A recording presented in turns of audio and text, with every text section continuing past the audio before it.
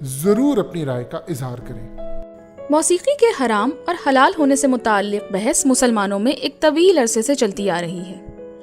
ایک مکتبہ فکر کے نزدیک موسیقی کی اسلام میں قطعی طور پر کوئی گنجائش موجود نہیں، جبکہ ہم مسلمانوں کے ہی ایک دوسرے مکتبہ فکر کے نزدیک اسلام میں میوزک کی گنجائش موجود ہے۔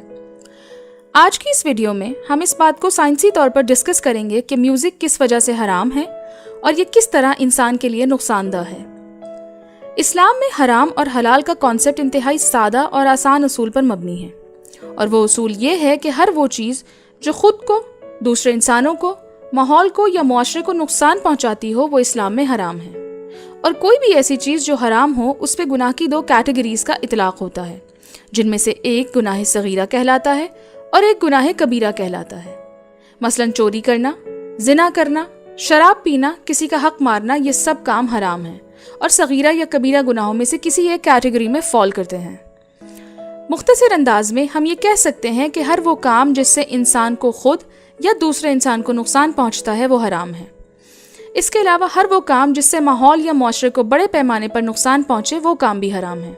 شاید اسی اصول کی بنا پر سعودی عرب کے مفتی اعظم عبدالعزیز الشیخ رحمۃ اللہ علیہ نے یہ فتویٰ دیا تھا کہ ٹریفک کے سرخ اشارے کو توڑنا حرام اور گناہ کبیرہ ہے، کیونکہ کسی کے ٹریفک سگنل توڑنے کی وجہ سے ایکسیڈنٹ ہوتا ہے اور اس میں کسی انسانی جان کا ضیاع ہو جاتا ہے، اور سگنل توڑنے والا اس قیمتی انسانی جان کے ضائع ہونے کا ذمہ دار ہے۔ اسی لیے سعودی مفتی اعظم نے ٹریفک سگنل توڑنے کو حرام قرار دیا۔ یہ تو ہو گیا حرام کا ایک مختصر سا پس منظر۔ اب ہم نے دیکھنا یہ ہے کہ آیا میوزک نقصان پہنچاتا ہے یا نہیں۔ اس سے پہلے ہمیں قرآن کریم کے دیے گئے ایک فارمولے کو ہمیشہ ذہن میں رکھنا ہے۔ سورہ البقرہ میں ارشاد باری تعالیٰ ہے کہ آپ سے شراب اور جوئے کی نسبت سوال کرتے ہیں، فرما دیجئے ان دونوں میں بڑا گناہ ہے اور لوگوں کے لیے کچھ فائدے بھی ہیں، مگر ان دونوں کا گناہ ان کے نفع سے بڑھ کر ہے۔ بعد ازاں شراب کی حرمت کا حکم نازل فرما دیا گیا۔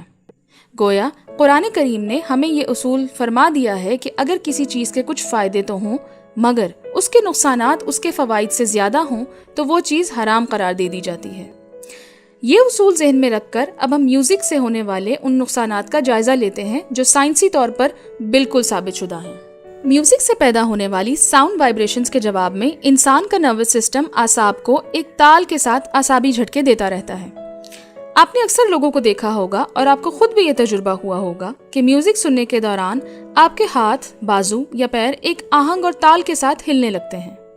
یہ ہاتھوں، بازوؤں یا پیروں کا ہلنا دراصل انہی ساؤنڈ وائبریشنز کی وجہ سے ہوتا ہے۔ آپ کا دماغ ساؤنڈ وائبریشن سے متاثر ہو کر آپ کے نروس سسٹم کو شاکس دینا شروع کر دیتا ہے، اور ان شاکس کے نتیجے میں آپ کے ہاتھ پیر خود بخود ہلنے لگتے ہیں۔ میوزک کی وجہ سے پیدا ہونے والے یہ اعصابی شاکس قدرتی طور پر پیدا نہیں ہوتے بلکہ آرٹیفیشل یعنی مصنوعی طریقے سے پیدا ہوتے ہیں، اور اس طرح مصنوعی طریقے سے پیدا ہونے والے شاکس انسان کو نیوروسس جیسی بیماریوں میں مبتلا کر دیتے ہیں۔ نیوروسس میں انسان بے چینی، گھبراہٹ، بے سکونی اور بے آرامی کا شکار ہو جاتا ہے۔ مستقل طور پر انسانی دماغ کو ایک لمبے عرصے تک اگر ایسے شاکس ملتے رہیں تو انسانی وجود میں ردھم یعنی آہنگ کا قدرتی نظام بھی متاثر ہو جاتا ہے۔ جب ہم میوزک سن رہے ہوتے ہیں تو اس پہ انسانی دماغ ریئیکٹ کر رہا ہوتا ہے۔ دماغ کے اندر جاری اس ایکٹیویٹی کو ہم دیکھ نہیں سکتے، البتہ جدید سی ٹی اسکین مشینوں کے ذریعے یہ دیکھا جا سکتا ہے۔ کارڈف میٹروپولیٹن یونیورسٹی میں کی گئی ایک تحقیق میں یہ بات ثابت ہوئی ہے کہ میوزک سیکھنے کے عمل کو متاثر کرتا ہے۔ اس مقصد کے لیے طلباء کے کچھ گروہوں پر تحقیق کی گئی، اور تحقیقات کے نتائج نے سائنسدانوں کو حیران کر دیا کہ وہ تمام طلباء جن کے پڑھنے اور سیکھنے کا عمل میوزک سے پاک ماحول میں تھا، ان کی کارکردگی ان تمام طلباء سے 60% بہتر تھی جو پڑھائی کے دوران میوزک سنتے ہیں۔ یونیورسٹی آف سینٹرل فلوریڈا کے ہیلتھ ڈپارٹمنٹ کے پروفیسر ڈاکٹر جیمز اور یونیورسٹی آف کینٹکی کے نیورولوجی ڈپارٹمنٹ کے professor doctor Don M Gash کے ایک طویل تحقیق سے ثابت ہوا ہے کہ دماغ کے اندر پایا جانے والا ایک خاص کیمیکل جسے ڈوپامین کہا جاتا ہے، اس کا انسان کے خود غرضانہ رویے کے ساتھ گہرا تعلق ہے۔ جتنا زیادہ اخراج دماغ کے کچھ خاص حصوں میں ڈوپامین کا ہوگا، اتنا ہی کسی انسان کے اندر خود غرضی اور اپنی ذات کے مفاد کا جذبہ گہرا ہوگا۔ یعنی انگریزی زبان میں جسے سیلفشنس کہتے ہیں، اس کا ڈوپامین کے ساتھ گہرا تعلق ہے۔